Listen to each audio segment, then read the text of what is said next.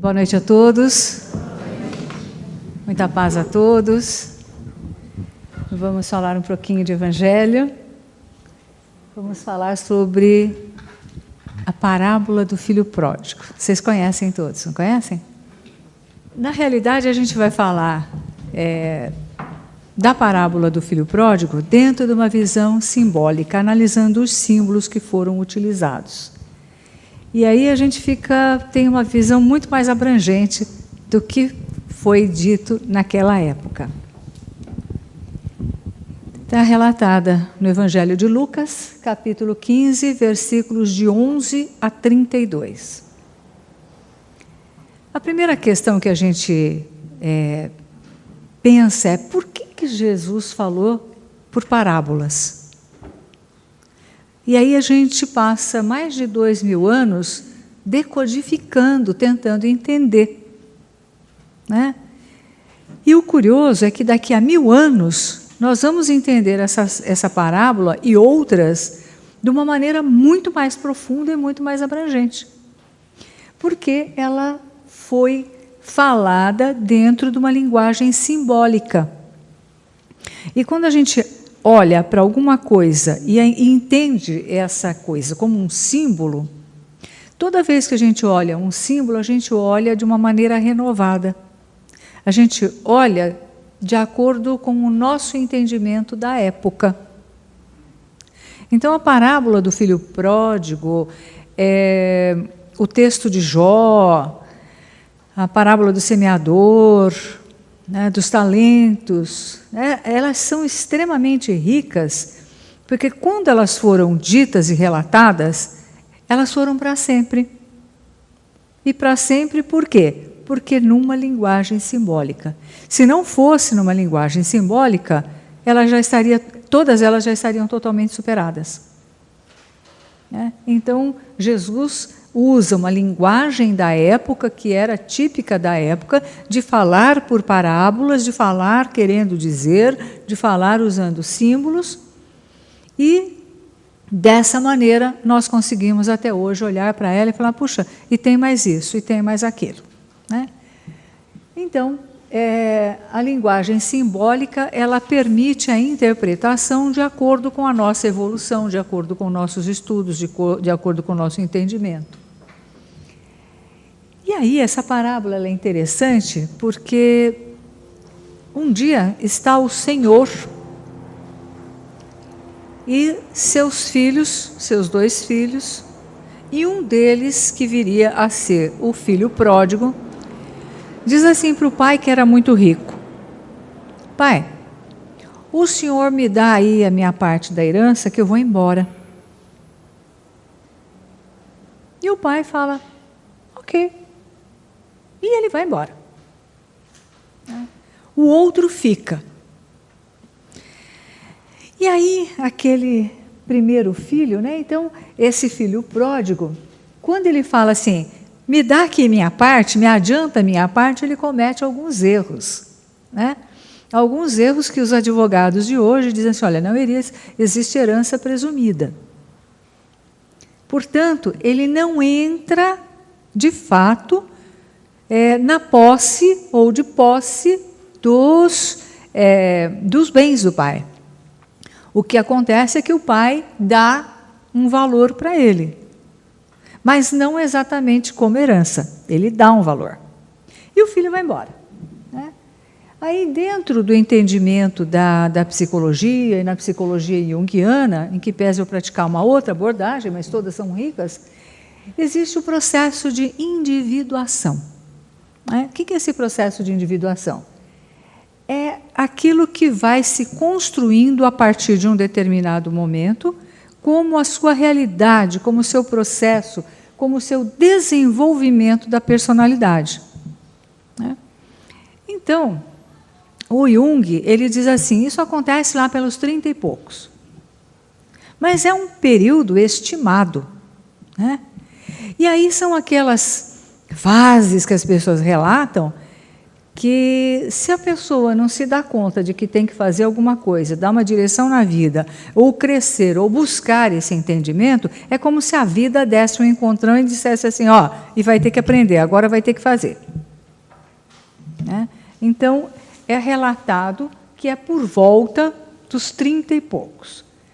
Mas isso, à medida que a gente vai passando, né, a idade vai, a expectativa de vida vai aumentando, então é uma idade estimada. Né? Mas significa que em algum ponto da sua maturidade, você, se não fizer, a vida te obriga a fazer. Né? Então é mais ou menos isso que é o entendimento. Por outro lado, imagina você, o filho pródigo, faz uma trajetória dessa e volta, né, para o encontro, volta para o lar, para a casa do pai. Então, a trajetória das reencarnações humanas. A gente não acredita que todo aquele processo que o filho pródigo vivenciou tenha ocorrido numa só existência. Né? Então, a gente acredita que esse processo de evolução que nos aponta a trajetória do filho pródigo foi se processando através das reencarnações sucessivas.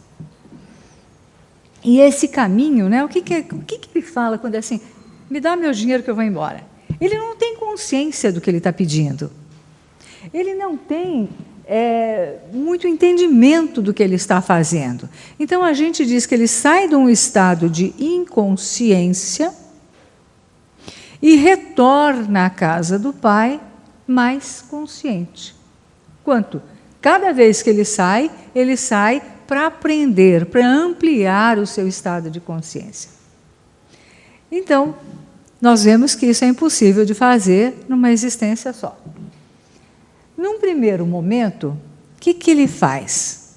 Ele se dedica aos prazeres sensoriais. Ele torra o dinheiro dele, né? E diz assim, ele se dedica aos prazeres sensoriais, físicos, materiais, e o dinheiro significa a medida e o meio para conseguir esse objetivo. Então, é uma fase instintiva, fase sensorial. É o primeiro passo da evolução. Se a gente olhar na história da humanidade, quando nós falamos já do homem, do espírito, ele começa portador de todo conhecimento, portador de todo potencial de desenvolvimento. Ele já começa pronto, mas ele não sabe disso. E nem sabe lidar com isso. Por que a gente imagina que quando a gente começa a nossa trajetória evolutiva, a gente já está totalmente equipado? Inteligência suprema, né, causa primária de todas as coisas. Inteligência suprema significa o seguinte, que Deus não faz retrabalho. Já imaginou? Ele chega aqui e fala assim, poxa, eu não gostei muito desse negócio aqui na Ercília. Deixa eu refazer. Deixa eu consertar. Isso aqui não ficou bom. Vocês conseguem imaginar Deus fazendo isso? O Criador, a inteligência suprema fazendo isso? Retrabalho. Vou pintar essa parede, mas não gostei dessa cor, ou não ficou boa, deixa eu repintar. Perde, a gente não para pensar muitas vezes nisso, mas a inteligência suprema é a perfeição. Então, a gente fica olhando também que a inteligência suprema não pode criar não inteligente, ou meio inteligente, ou com algum problema. Ele cria dentro de um projeto de evolução, mas ali totalmente equipado para vir à tona. E é interessante, né, que Pestalozzi, numa palestra muito interessante de um livro chamado Na Escola do Mestre, do Vinícius, ele, nessa palestra sobre educação, tem uma definição de educação fantástica que Pestalozzi coloca. Ele fala, educação é desenvolvimento harmônico de todas as faculdades do indivíduo. Se é o desenvolvimento, onde é que ela está? Potencialmente está ali. Então, o que faz a educação? Tira de dentro. O que faz a psicologia? Ela não inventa uma nova pessoa, ela tira de dentro. Então, nós vamos, de fato, o processo de evolução é tirar de dentro e trazer para o campo da consciência. Eu, no fim de semana, estava num evento lá em Caxias do Sul, frio danado, e o evento tratava de questões interessantes sobre estados alterados de consciência. E a gente, né, na minha palestra, eu colocava ali a pergunta 621, e depois ela continua na 621A, sobre onde que está inscrita, onde está escrita ou esculpida a lei de Deus. E dá a resposta, na consciência. E é curioso porque o conceito de inconsciente, ele começa a ser trabalhado um pouco depois do evento da obra de Kardec. Então, até aquela época, não se falava exatamente o termo inconsciente, ele não existia. Né? Não existia da maneira como nós o entendemos e não existia da maneira como a gente está falando de consciência ou inconsciência.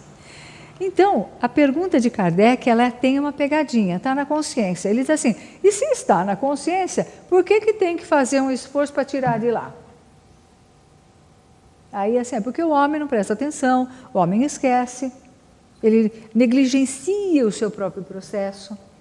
Então, ele usa a palavra consciência, porém com um sentido de inconsciente. Isso é muito interessante, porque não existia a palavra, aí usa consciência, mas é uma consciência que tem que tirar dela.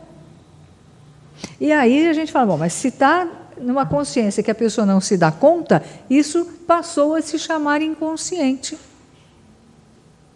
Né? E o que é a consciência? É a plenitude do espírito, é a plenitude da mente. Então, para a gente entender que nós estamos em processo, mas a gente precisa se olhar, né? Porque essa é muito a mensagem do filho pródigo e das parábolas que Jesus colocou, nós precisamos nos olhar. Porque a gente fala, isso aqui que eu fiz, eu não sou boa nisso, não sou boa naquilo. A gente se deprecia o tempo todo. E é importante que a gente se olhe como uma obra divina, não como eternos pecadores. Né? E se olhe com amor. Né? Porque não é assim, Pai nosso que estás no céu, mas eu sou um filho imperfeito, eu sou um filho... E nisso a gente passa a falar mal de Deus. O Senhor me fez mal, porque o Senhor me fez errado. Né? A gente começa a projetar o mal em Deus. A pessoa está sofrendo nessa pergunta, como é que vai? Como Deus quer. Então, você está ótimo. Né? Então, essa relação, ela é muito truncada da nossa parte. A gente ainda não aprendeu a ser filho de Deus e não aprendeu a se relacionar com Ele. Né? Então, a parábola do filho pródigo, ela vai tratando dessa questão. Quando o dinheiro acaba, porque ele vai e torra, né? No que o texto bíblico diz assim, numa vida dissoluta. Vida dissoluta é aquela complicada. Né? Então, ele está lidando aí com as fases, né? A instintiva e a fase sensorial. Quando o dinheiro acaba, o que ele fala? Preciso trabalhar. O dinheiro de papai acabou, agora eu preciso trabalhar. E vocês não vão acreditar, estava difícil o emprego naquela época.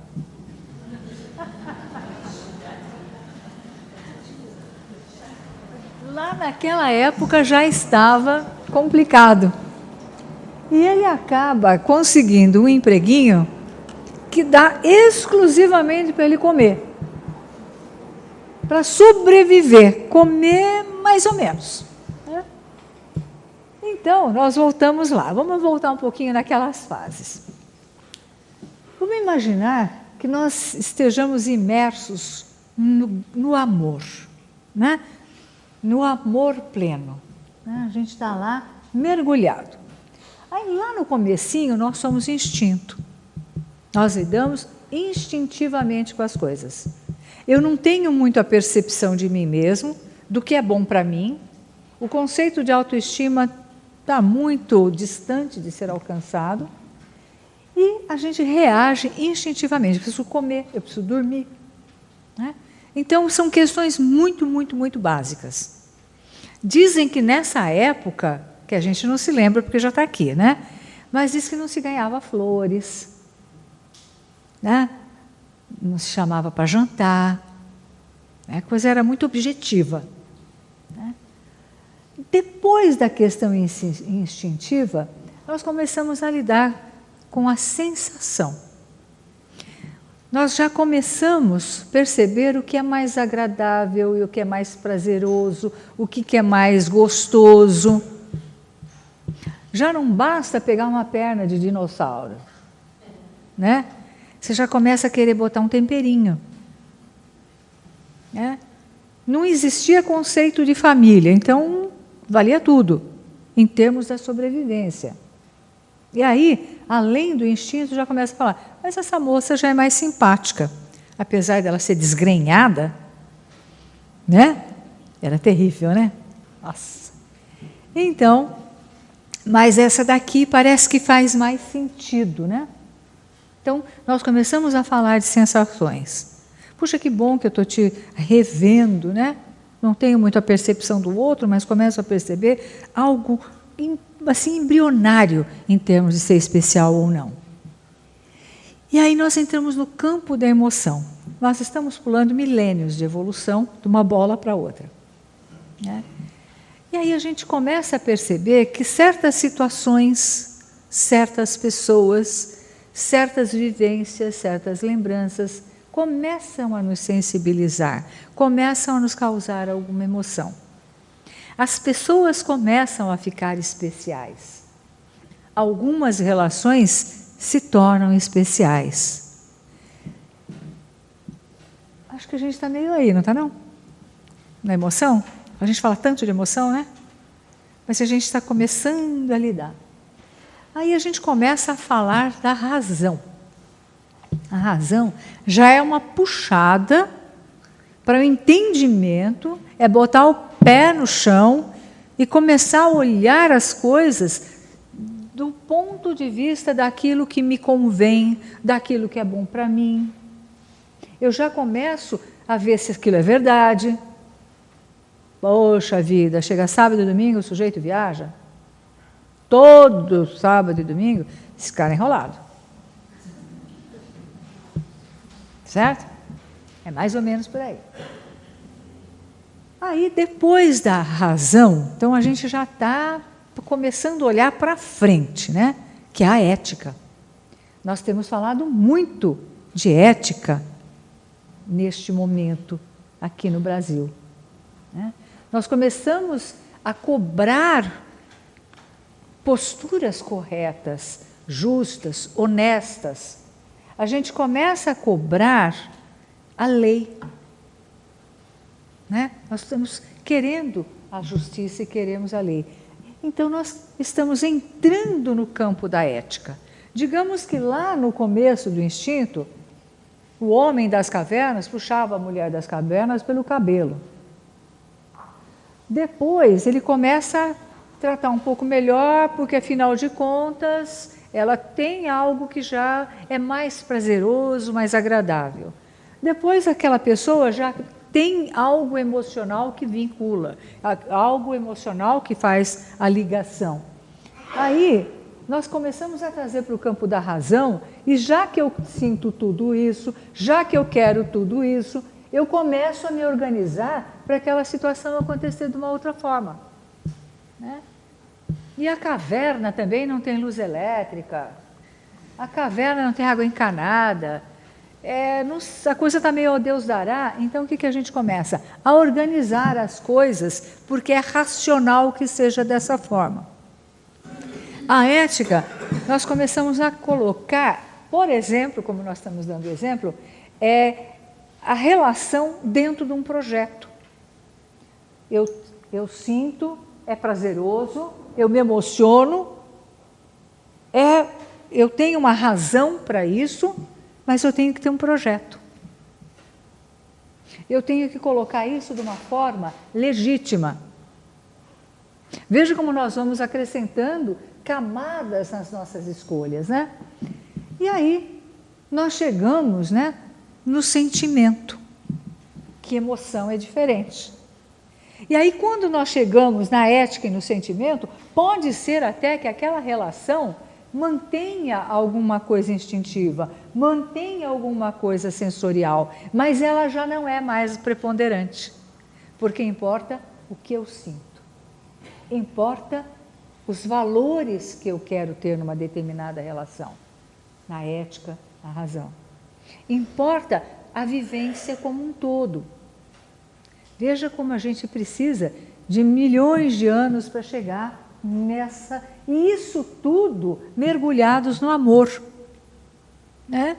E gradativamente, porque nós nunca saímos do campo do amor. Nós não temos como escapar do amor de Deus. Só que gradativamente nós vamos fazendo a evolução e entendendo um pouco melhor. Falta entender mais? Gente, falta um monte, né? A gente ainda chama tanta coisa de amor, tanta coisa de sentimento, e aí nós vamos gradativamente absorvendo, entendendo, nos relacionando com a questão dos afetos, com a questão do amor. E aí, voltamos ao filho pródigo, que ele consegue emprego, lembra? Ele conseguiu um emprego, ele virou tratador de porcos.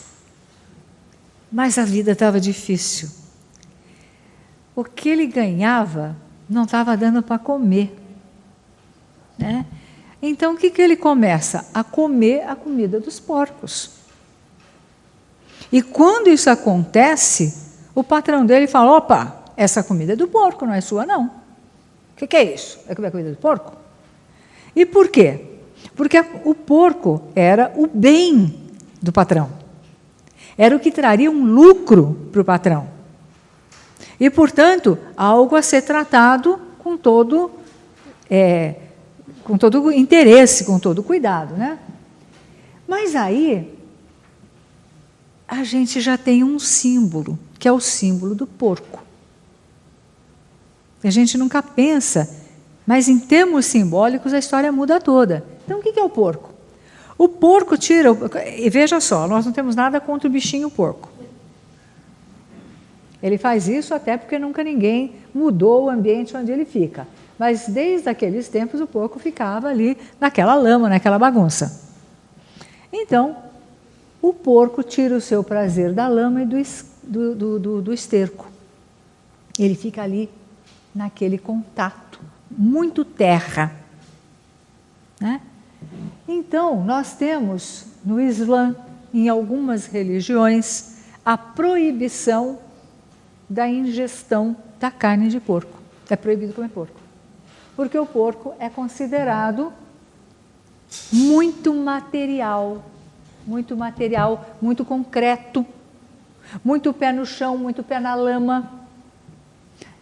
E existe uma conotação neste símbolo de sensualidade. Então, veja você, né? Aquela costelinha de porco nunca mais será a mesma. Né? Porque você vai olhar e falar, poxa, você é um símbolo, né?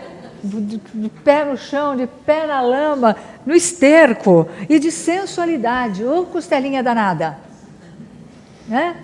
Então, o símbolo tem isso. Daqui a 1000 anos, nós vamos olhar para o porco e vamos interpretar outras questões. Poderíamos falar sobre isso muito mais tempo, mas aí a gente ia ter que ficar até amanhã de manhã, daria? Não? Então, vamos ficar só com esse pedaço aqui do porco. Então, o lado da sensualidade. Veja, ele sai dos prazeres, dessa vida dissoluta, como diz o texto, e continua lidando com o mesmo símbolo, dentro de uma visão materialista, dentro de uma visão equivocada, dentro de uma visão sensual pura e simplesmente. É a comilança, é a voracidade, também ele traz as tendências obscuras, quer dizer, tem muito que não se sabe, tem muitos motivos que não estão claros, a ignorância, a gula, a luxúria e o egoísmo. Eu disse para vocês que a costelinha de porco nunca mais seria a mesma. Cada vez que vocês se comerem o bichinho, vão lembrar disso. Então, e ele também significa a ignorância. Então, o que se tem aí até esse estágio da evolução do filho pródigo? O equívoco, quando ele sai, ele acha que ele está recebendo uma herança, mas não existe herança presumida, você só pode receber herança depois que o outro desencarna, não é isso? Antes disso não tem herança, tem doação. E para doação, o dono do bem doa quanto quiser. Então ele já parte de uma pergunta, de uma premissa equivocada. Dá meu dinheiro que eu vou cair na vida. Aí ele gasta tudo, torra, algo que não acontece nos tempos de hoje, né? Aí ele começa a trabalhar, mas assim, hoje é segunda-feira, né? Vou pegar aquele trânsito, aquele chefe. Então ele vai com aquela má vontade mesmo, cuidar de porcos. Então, assim, ainda um vínculo muito materialista. E aí tem até uma forma, né, um dito que é não atirar pérolas aos porcos. Quer dizer, não fazer revelações a quem não é digna de recebê-las e nem de aprendê-las. Não atirar pérolas aos porcos, essa pessoa não vai entender a partir da sua ignorância, a partir da sua visão atarracada, materialista, o que você está querendo dizer. Então não é momento, não é agora, né? E a pérola já é um sentido aí de valor, né? De sabedoria. Então a necessidade de símbolos. Mas aí o filho pródigo continua naquela história, né? E ele começa a ficar realmente incomodado com a vida que ele leva. E ele diz assim, puxa vida, lá no reino do meu pai, na casa do meu pai, tinha abundância. Eu não ia ser recriminado de comer a comida do porco. Lá era de uma grande abundância. Lá todos os trabalhadores comem e vivem com fartura. Então ele começa o seu processo realmente de conscientização e resolve começar a voltar para casa, né? Começa a voltar para casa, mas ele tem uma sensação de culpa, né? Poxa, eu peguei o dinheiro, torrei o dinheiro, fiz tudo errado e agora eu vou voltar para a casa do meu pai? Com que cara? Vou falar para ele que gastei tudo, que vivi dessa forma, lá tem tanta abundância, por que eu saí de lá? Ele começa a fazer uma reflexão, portanto, dentro de um processo de conscientização. Então ele começa, é interessante que quando ele volta, né, quando ele começa a chegar perto, né, ele começa a desenvolver também uma visão de trabalho muito bacana. O que é o trabalho? Né? Tem aquele que trabalha como ele trabalhava, por obrigação, porque não tem alternativa, mas gradativamente a gente começa. O trabalho nos organiza. A gente tem que se organizar, tem que levantar, tem que se preparar, tem que avaliar a distância, saber que horas. Olha o espírito se organizando. Ele vai tomar café ou não, sabendo se ele vai almoçar ou não, a que horas. Veja, o tempo, né? Deus está fora do tempo. Mas o tempo é para nós, para nos organizarmos. Já imaginou? Deus está fora do tempo, eu também estou. Então eu vou chegar lá para a palestra às 6 horas da tarde, 7h30 estou indo embora e está tudo certo. Ou eu chego às 9, e aí? Quer dizer, olha a necessidade da organização. André Luiz fala lá em Nosso Lar que organização é atributo do espírito organizado. Quer dizer, nós temos que nos organizar para termos esse atributo e dizer, não, você é organizado. Quer dizer, você tem essa conquista.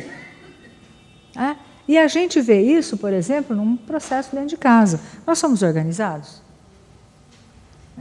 Tem aquela pessoa que no serviço doméstico abre 10 frentes.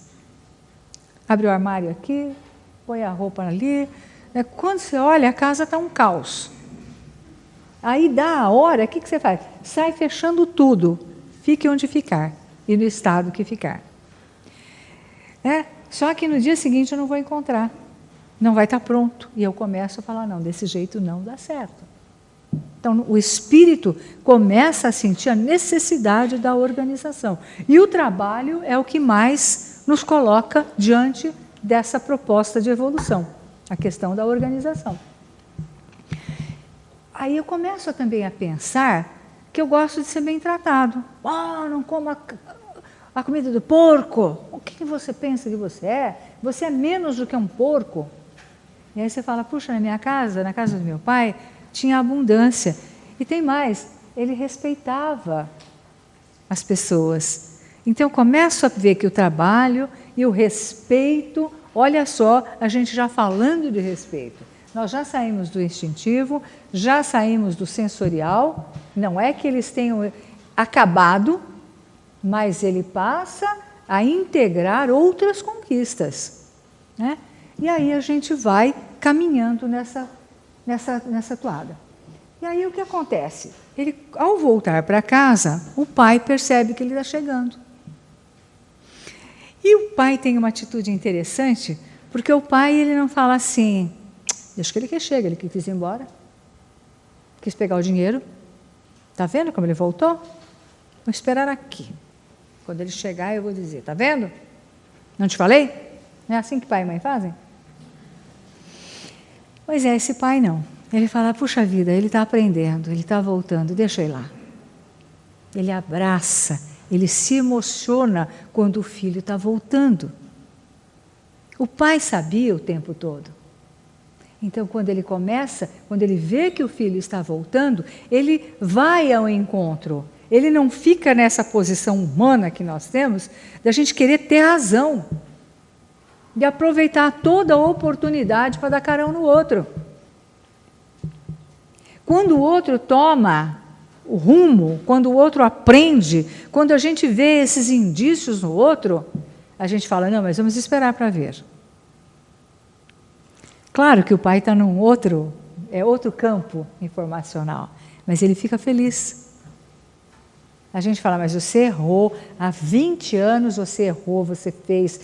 E aí a gente vai e detalha. Eu me lembro como se fosse hoje, você estava com uma camisa de tal cor. Você sorriu pelo canto direito e falou tal coisa e fez tal coisa. Olha, memória é algo fantástico, né? E a gente vai e rememora o sofrimento e não trabalha no campo da oportunidade do crescimento.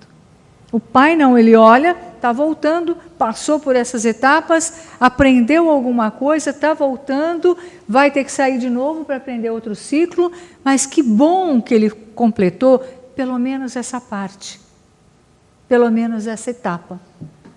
Então, quando o filho chega lá, ele recebe aquele abraço, o que ele fala assim?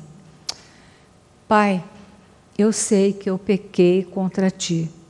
Eu sei que eu pequei contra a tua lei. Eu não sou digno de ser chamado de filho. Eu não sou digno de ser o teu filho. Mas toma-me como teu empregado. Olha que coisa fantástica. Ele chega, reconhece os seus erros, não conhece o amor do pai. Ele volta com um sentimento de culpa muito grande. Ele não volta contente por aquela trajetória que ele já fez. Ele se sente inadequado e diz, toma-me, trata-me como um dos teus trabalhadores. E isso a gente faz muito também aqui no movimento espírita. Que é, eu preciso trabalhar para me reabilitar diante do meu passado. E essa é uma preocupação humana, não é uma preocupação divina. A preocupação divina é que você hoje traz uma modificação. O entendimento, pelo pouco que a gente conhece, pelas parábolas, pelos textos, Ele não diz assim, é verdade mesmo, eu vou deixar aí você uns 2 ou 3 anos, umas 2 ou 3 reencarnações, para ver se você tomou seu rumo mesmo. Ele acolhe, ele abraça, ele se emociona, né? Ele se enternece. E essa é uma coisa muito bonita, né? Nós, da mesma forma que o filho pródigo, nós pedimos trabalho na seara do mestre, mobilizados pela culpa. Eu sei que eu errei muito. Eu estou aqui, tenho que trabalhar mesmo, tenho que me dedicar, porque eu já fiz muita coisa errada. É a culpa que está mobilizando o nosso trabalho. Não é a alegria. Não é exatamente a sensação do dever, do cumprimento do dever. Não é exatamente o que nos mobiliza a empatia. O que eu faço pode colaborar com o outro. Puxa, eu imagino, eu sei quanto você sofre, eu vou te ajudar. Não, eu estou fazendo isso pelo meu pecado. Pecado significa ignorância. Eu estou fazendo isso porque eu tenho que pagar uma conta. E à medida que eu me coloco como pecador e como pagador, eu transformo, né, eu projeto a minha visão de um Deus contabilista, que hoje tem um mega computador, desse tamanhozinho, em que ele fala, errou aqui 1900 e bolinha, 1700 e bolinha, 1000 e bolinha, e é assim, um saldo de erros, é um balanço dos nossos erros e não dos nossos acertos. E aí a gente vai frontalmente contra o que Jesus colocou. Por exemplo, naquele episódio da mulher adúltera, que nunca apareceu homem adúltero. Né? E a gente fica pensando, por quê? Porque naquela época, até hoje, né, a mulher já era muito desqualificada. Em muitas culturas até hoje, vai o homem, os filhos e depois a mulher, em fila. O brasileiro não, ele já faz uma bagunça toda, né? Mas em algumas culturas isso ainda é muito presente. Né? Então você vai encontrar, por exemplo, no Japão, dos japoneses tradicionais, os homens entram primeiro no elevador, a mulher vai depois. Se não couber, ela vai na próxima leva. Então nós estamos falando de hoje, 2016, as coisas são assim. Nós precisamos ainda de uma série de mecanismos de proteção à mulher. Olha, gente, não estou me candidatando a nada, é psicologia total, tá? Então, o que acontece? A culpa, ela não resolve. A culpa alimenta a culpa. A culpa não alimenta o perdão, a culpa não alimenta o amor, a culpa não alimenta o progresso. A consciência liberta. Conhecereis a verdade. Né? Então, a culpa contém, segura. A consciência esclarece. Olha, você cometeu tal erro, vai e não peques mais. O importante não é você ser apedrejada. O importante não é você carregar pedras. O importante é você entender que não é desse jeito. E a partir do momento que você entende que não é desse jeito, não faz mais. Não faz mais. E faça de um outro jeito, de um jeito novo, de um jeito criativo. Por quê? Porque a ação é que resolve de fato. Eu ficar consciente no topo do Himalaia não vai resolver a questão. O que vai resolver é eu desenvolver a empatia, é eu conseguir me colocar no lugar do outro e a partir daí eu pegar o outro, eu ajudar o outro, eu estender a mão e dizer, eu sei o que é isso, eu já passei por isso. Ah, mas eu não me lembro porque foi numa outra existência. E pela misericórdia do esquecimento, eu não preciso te dar a mão hoje, tá? Então não é assim. Quando nós, através das encarnações sucessivas, aprendendo alguma coisa, aquele aprendizado ele fica registrado. E nós teremos um comportamento, aspas, instintivo, diante do sofrimento do outro. E somos espontâneos. O que é espontâneo? É agir assim quase que impulsivamente. Na verdade, isso foi construído. Esse comportamento ele foi construído através das reencarnações para que, vendo o sofrimento do outro, a alegria do outro, ou o que está acontecendo, aquilo me sensibilizasse.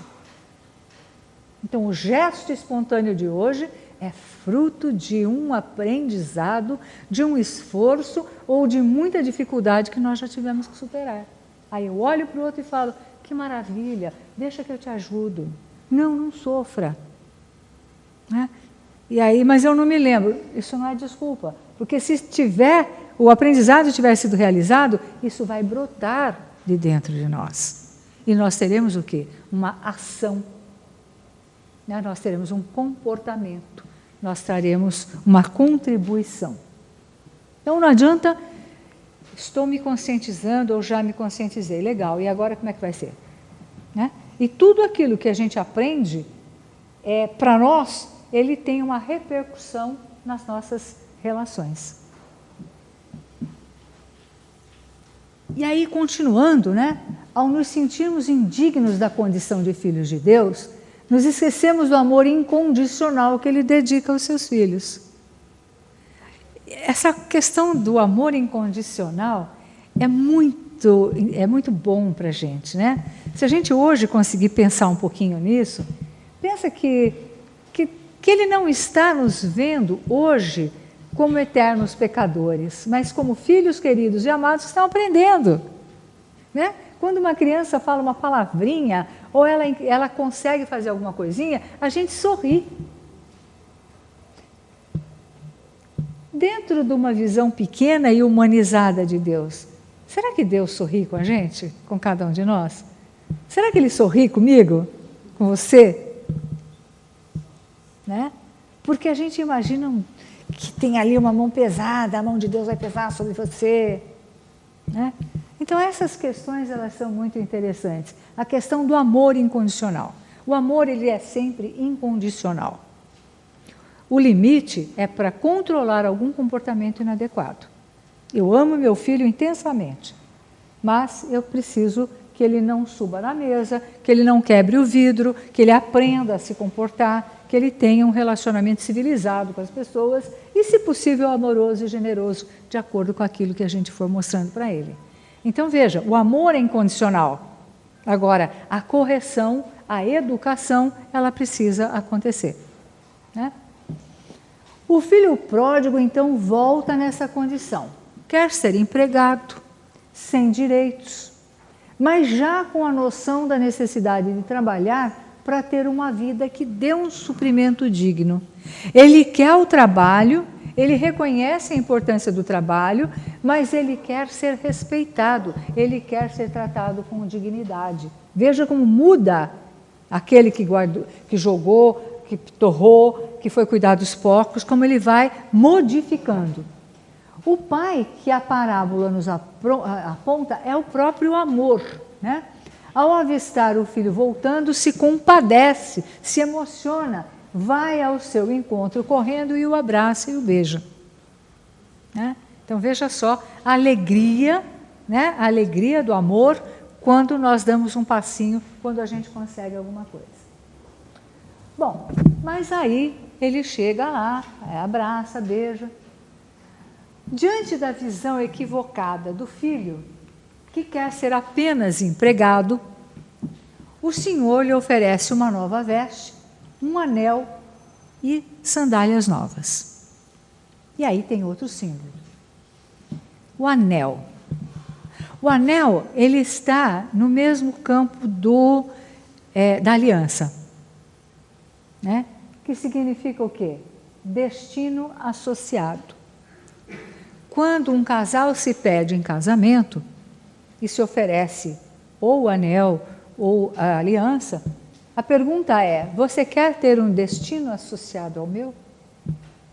Você quer caminhar comigo? E esse caminhar tem regras. né? A regra do casamento, a regra da família. Então, nós vamos caminhar juntos, mas tem regras. Então, quando ele oferece esse anel, não é porque o senhor era rico, não é porque o filho está voltando para a riqueza, é porque o senhor faz uma proposta para ele. Você quer caminhar comigo? Você quer caminhar de acordo com a minha lei? Estamos juntos? Né? E normalmente, o anel, ele é ou de ouro amarelo ou de ouro branco. E isso também tem um sentido, que é o sinal da imortalidade, o sinal da incorruptibilidade. Quer dizer, é um caminhar para sempre. E aí, ele vai ganhar sandálias. Por que vocês acham que ele ganhou sandálias? Olha, ele deve ter voltado maltrapilho, né? Já não devia mais ter sandália, concorda? Errado. No símbolo do Velho Testamento, daqueles tempos, se eu comprasse um terreno seu, de um de vocês, e o outro viesse e falasse, não, esse terreno é da fulana, não é seu não, Ercília.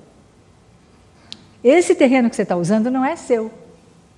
Eu diria, é meu sim, olha aqui a sandália dele. O pé da sandália dele está aqui. Não tinha cartório, não tinha escritura. Firma reconhecida. Pergaminho, né, era uma coisa difícil. Os papiros, escrever era um negócio complicado. Então, o que se tinha? Eu comprava o teu terreno e você me dava um pé da tua sandália. Quem viesse questionar, eu mostrava meu título de propriedade. Agora a sandália. Então, a sandália significa assim, bom, você já temos um destino associado, você quer caminhar comigo? Você quer caminhar de acordo com a minha lei? Com as minhas regras? Então está aqui o seu título de propriedade. Entra na posse daquilo que é teu. Não é uma herança, é um direito. Símbolo do direito de propriedade, forma de validar um negócio nos tempos bíblicos, tomar posse. Então veja, e aquela história do adiantamento? Ele já tinha, olha, tudo bem, eu vou te dar uma terra aqui, mas o teu irmão que não saiu, então eu vou fazer o seguinte, aquilo que eu te adiantei, eu vou descontar, ponho juros, correção monetária, juros compostos ou juros simples. Deixa eu ver aqui como é que faz. Olha, quanto é que é o adiantamento do infinito? De bênçãos infinitas, de valores infinitos. Quanto que é uma parte do infinito? Né? Então veja que pergunta equivocada, que coisa, que demanda equivocada foi aquela lá no começo, quando o filho foi embora. E ele tinha que ir para adquirir essa consciência. Então veja só, ele recebe uma sandália. Ele não faz essa conta, ele não desconta, ele apenas diz, entra na posse daquilo que é teu. E hoje, né, naquele dia, aí é que o filho começa a entender a regra do jogo. Quem era o pai dele, quem era o reino, o que era o bem. Ele começa a entender a partir de valores, não mais a partir de instinto e de sensação. Ele começa a trazer valores. E a roupa, gente? Olha, essa trajetória foi comprida, essa roupa estava suada, rasgada, suja, não tinha ar-condicionado, desodorante, água encanada, chuveiro, água morna, água fria. Era uma dificuldade muito grande. E aí ele recebe uma roupa. Então, a roupa, a veste, é o símbolo exterior de uma atividade espiritual. A forma visível do homem interior é o pertencer. O médico, na hora da cirurgia, usa uma roupa verde. Em outras formas de atendimento, uma roupa branca. O militar usa a farda da arma a qual ele pertence. O pai de santo usa a roupa que o caracteriza naquele trabalho. Então, quando nós... Dura ser espírita, né? Dura ser espírita, que você chega, ninguém sabe, nem você, né? Quer dizer, você vai ter que chegar ali na moral, né? Bom, mas enfim, essa roupa, na verdade, ela é simbólica. Então, essa roupa é pertencer. Quer ter o destino associado, entra na posse daquilo que é seu e pertença a essa categoria, pertença a esse grupo que é o grupo dos espíritos que galgaram um degrau de aprendizado. Entra, bota o destino associado, esse símbolo. Põe a tua sandália, que exerça seu título de propriedade. É seu, esse é o teu reino também, porque se é do Pai, é do Filho. E a gente está sempre falando que Deus está para lá e nós estamos para cá. E essa é a grande dificuldade da humanidade. Nós não nos portamos, não nos reconhecemos filhos de Deus. Não entendemos o sentido da graça. Graça é um conceito que o espírita não usa de maneira geral. Graça é a vontade de Deus. E a gente ainda tem um Deus distante de nós.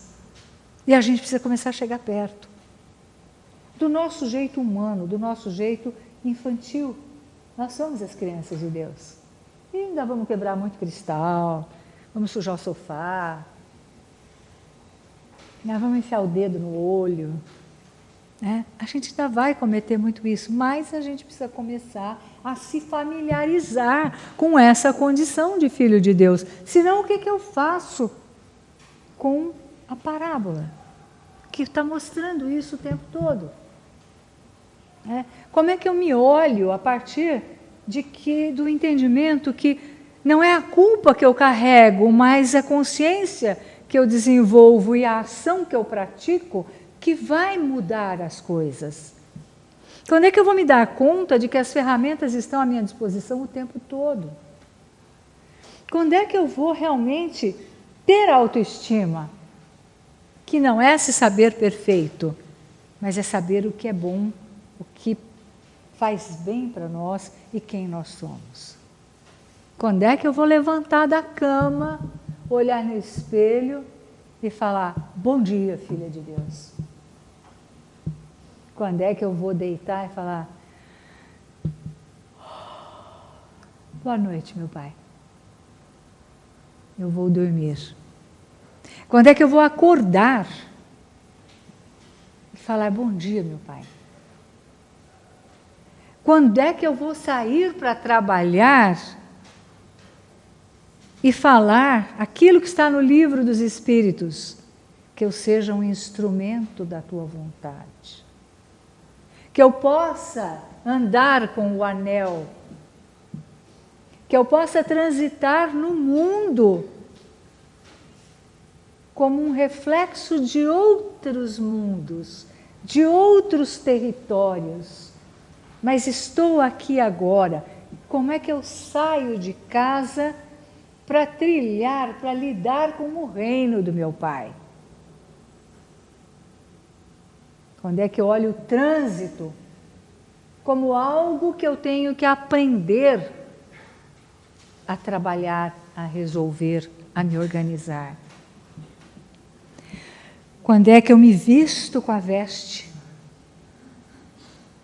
da categoria espiritual do Filho de Deus e vou transitar por aí dizendo, isso eu já sei. E vou olhar para o meu irmão que ainda não sabe com amor, com simpatia, com carinho e com cuidado. Dando um salto, para trás, nos tempos bíblicos. Quando é que eu vou olhar para o meu irmão e dizer, sim, eu sou o guardador do meu irmão? Sem responder como Caim. Sou eu o guardador do meu irmão? Quando é que eu vou sair pelo mundo, no meu dia, dizendo, eu vou cuidar do meu irmão? Às vezes algumas pessoas me perguntam, em algum momento se sensibilizam e dizem assim, Eu queria tanto fazer um trabalho voluntário, mas eu não sei, não tenho tempo, moro longe, não sei o que fazer, ou seja, não estou pronto. Não sei se eu quero. Eu digo, faça 1 minuto de vibração de amor pelo planeta.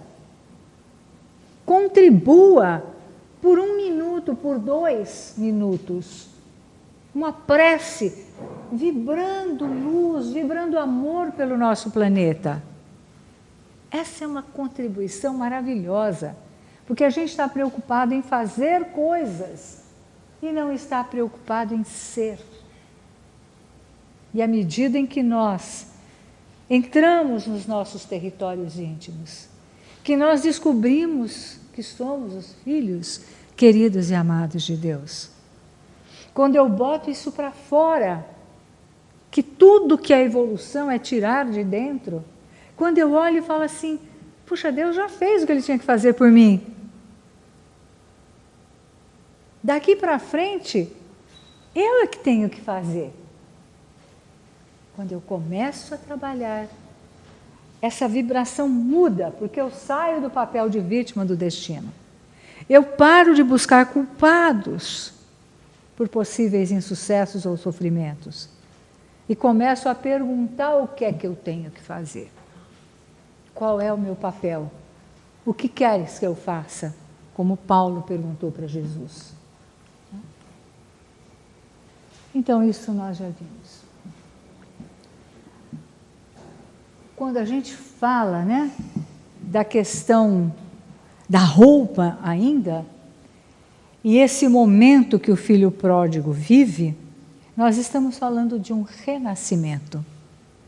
Aquilo que simbolicamente é o batismo, que nós não temos na doutrina espírita. E não precisamos exatamente disso, porque o nosso renascimento, através da transformação interior, tem que ser todos os dias.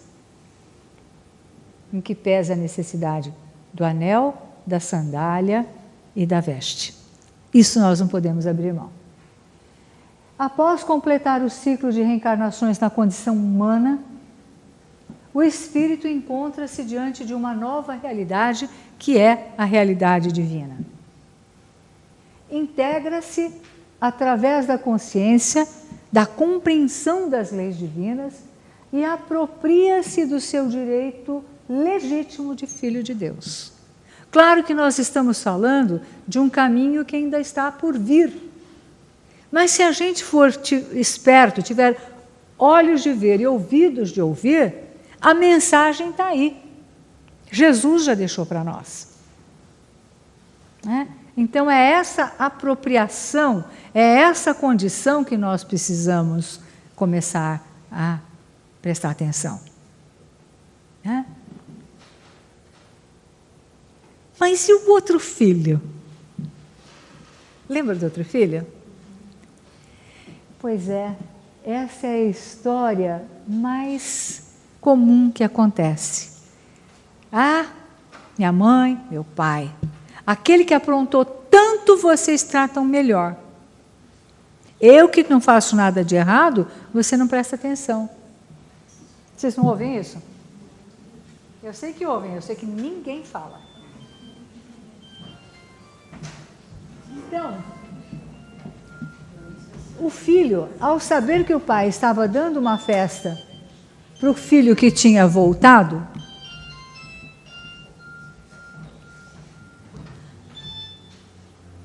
e é interminável, né? Pisa. Ao saber que o pai estava dando uma festa para o filho que tinha voltado, ele fica muito bravo e não entra em casa, ele fica emburrado lá fora. Aí o pai vai lá e fala assim, filho, o que aconteceu?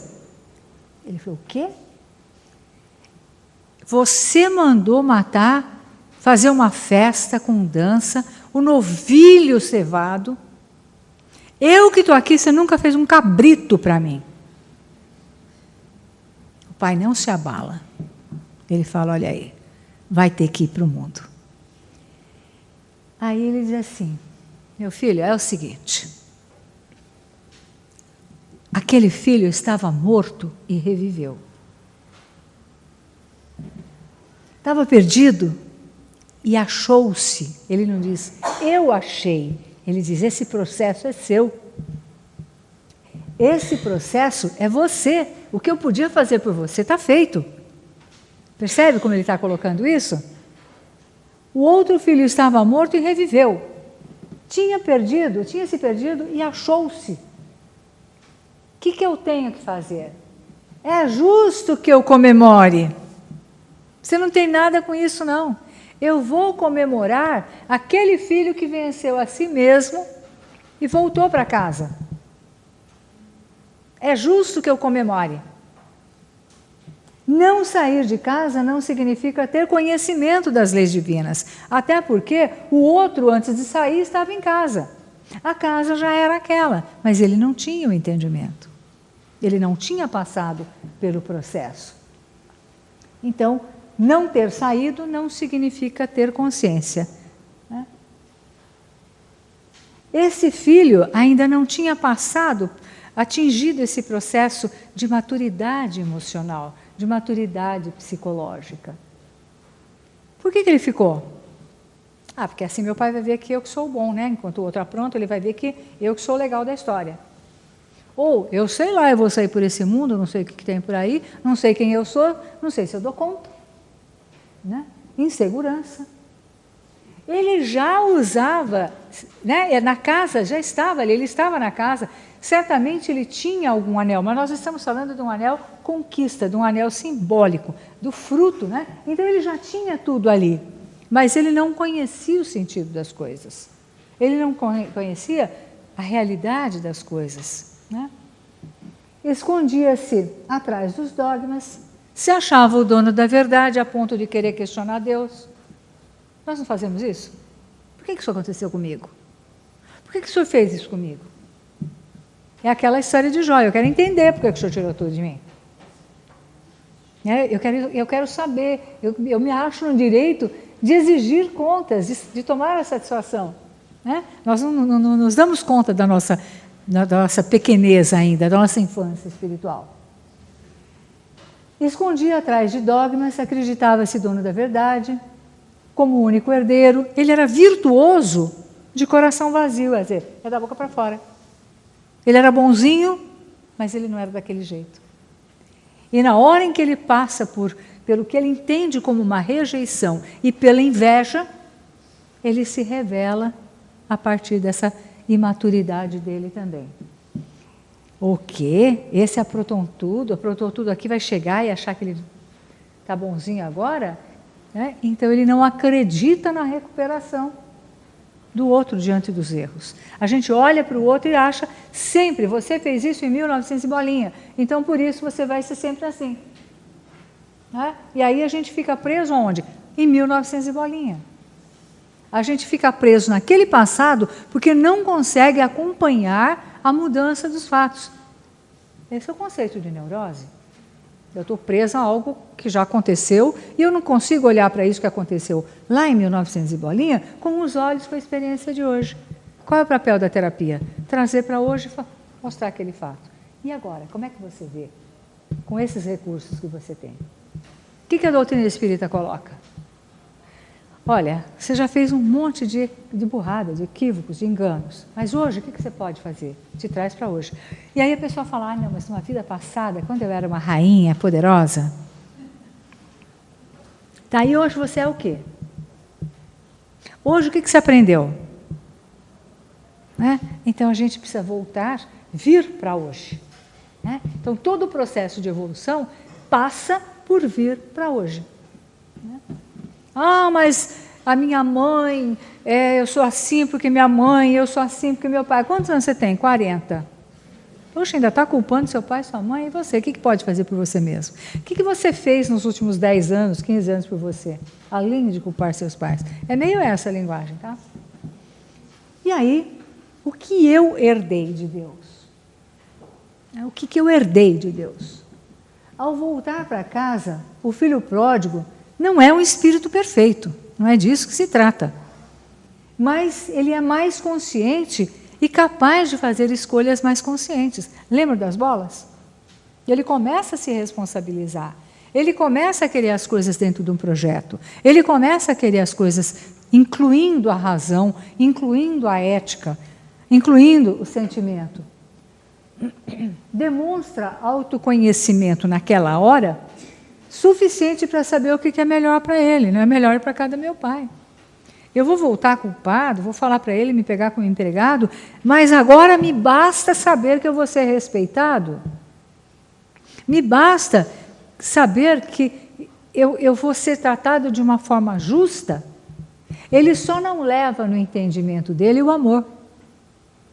Porque isso ele ainda não tinha. Isso só depois que ele passasse da culpa. E aí, dentro daquele estágio que nós podemos tratar de amor. Inicia o processo, então, da autoestima. Puxa, estou reintegrando, estou entrando nesse âmbito, estou aqui associado ao projeto do meu pai. Começa a desenvolver uma relação de fé com o Senhor. E fé é relacional. A palavrinha fé significa confiança em mim, confiança em Deus.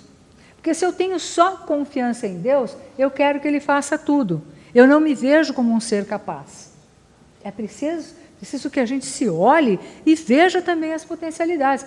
Aquilo que eu já falei aqui agora algumas vezes, estou me repetindo, mas enfim, no que depende de Deus está feito. Nós temos toda evolução dentro de nós. Nós não sabemos lidar com isso, tanto que ainda não sabemos como... A gente trata o Senhor de Senhor ou de você. Né? A gente ainda tem uma preocupação nesse nível, né? A gente ainda não sai para trabalhar junto, a gente não conversa, né? A gente precisa conversar, aquilo precisa fazer parte do nosso dia a dia. Isso nos faz um bem enorme. Né? A gente se preocupa com algumas questões de moda, com algumas questões estéticas, algumas coisas externas, com poder, mas a gente não lida bem ainda com esse Filho de Deus, com essa herança que já está dentro de nós. Então, correr risco é melhor do que se esconder? Aquele filho não correu risco nenhum. Ele ficou ali amarrado pelo medo. Quando a gente tem medo, fica preso pelo medo, a gente cresce, a gente evolui? A gente inova? Não. A gente faz de um jeito diferente? Não. A gente pergunta para o outro como deve ser feito. É importante ter o nós. É importante ouvir o outro. Mas é importante saber que é capaz. Né? Naquele tempo já faltava emprego. Como é que eu lido com isso aqui hoje? Eu acho que eu tenho que passar? Deus está sujeito às leis de mercado? Qual é a diferença? Eu tenho que trabalhar, eu tenho que me preparar, eu tenho que estudar, eu tenho que me capacitar. Mas não adianta nada disso se eu não souber que no plano de Deus, no reino de Deus, tem espaço para todos. Mas a gente quer ser o melhor, a gente tem que ser competitivo. E se prepara para ser o melhor. E quando não é o melhor, porque o outro também se preparou para ser o melhor, se frustra. É quando, na realidade, eu tenho que buscar o lugar que me compete no projeto dele, onde que eu posso ser útil. Não para não exercer o que eu sei, mas para exercer onde ele é fundamental nesse grande processo de construção. E o outro filho não desenvolveu empatia, o outro filho ficou na inveja, o outro filho não aprendeu, né? Então ele não sabe quem é. E aí tem essa colocação que eu coloco algumas vezes, que eu gosto muito, que é no Mundo Maior, lá no capítulo 15, Apelo Cristão, né, do André Luiz, essa colocação que é para a gente fechar. O Supremo Senhor não se compraz com o possuir filhos miseráveis e infelizes na criação. Espalha bênçãos e dons, riquezas e facilidades eternas a mancheias, esperando apenas que cada um de nós se disponha a reger com sabedoria o patrimônio que é próprio. O que é isso? É a parábola do filho pródigo. Então, você está sofrendo, o sofrimento é a escolha de cada um de nós. Todos os dias nós temos que decidir se vamos ou não vamos sofrer, ou se nós vamos aprender e tomar a responsabilidade, porque sofrer também é cômodo. E que se eu soubesse que sofrer seria fantástico, você já sofre 2 ou 3 reencarnações, depois você está na condição de espírito iluminado. Mas não é isso. Esse é o equívoco. Nós não estamos, o sofrimento ele aponta, mas nós não podemos parar nele. Sofreu, você tem que parar. Opa, o que está acontecendo? Esta não é a vontade de Deus, não foi para isso que Ele me criou.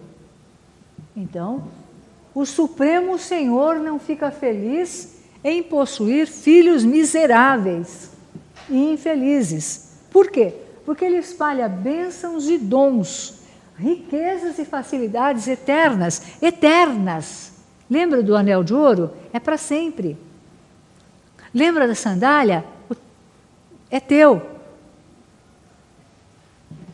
É quanto? É a mancheias, é muito. Deus é Deus de abundância. Jesus fala isso inúmeras vezes. E a gente acaba não se dando conta. E acaba vivendo vidas miseráveis. Muitas vezes vidas mesquinhas. Porque isso tem que ficar aqui. Porque eu tenho o poder de dizer que o copo tem que ficar ali, que ninguém pode tirar, porque essa casa é minha. E você tem que fazer do jeito que eu determino. Então nós exercemos uma coisa equivocada diante da vida. Nós queremos o poder e a lei é de abundância. Nós queremos o poder porque temos medo de perder o controle e não entendemos que a lei é de generosidade, é de amor.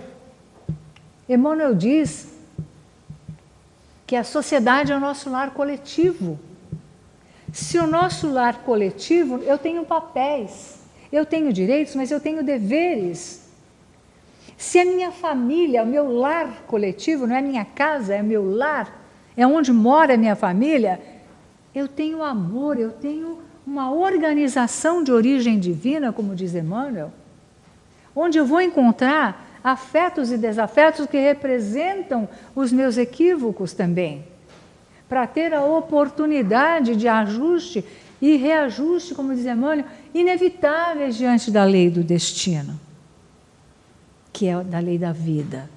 Eu preciso começar a olhar para mim mesma como um agente de transformação planetária.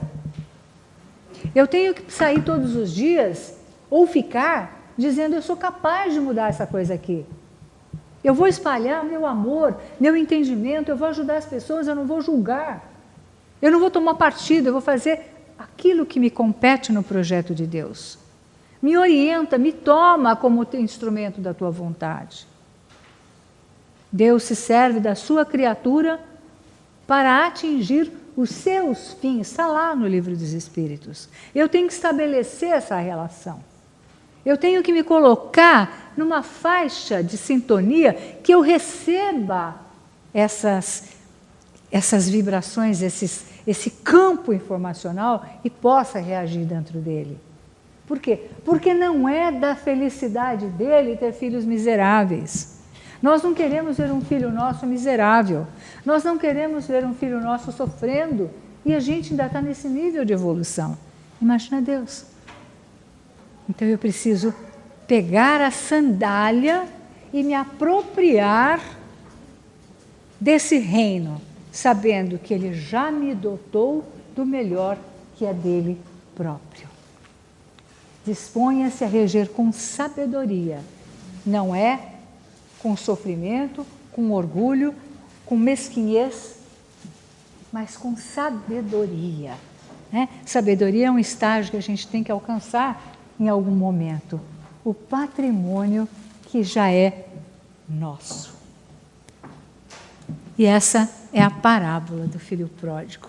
Muita paz, muito amor para vocês e que a gente tenha a consciência do grande Filho de Deus que nós somos.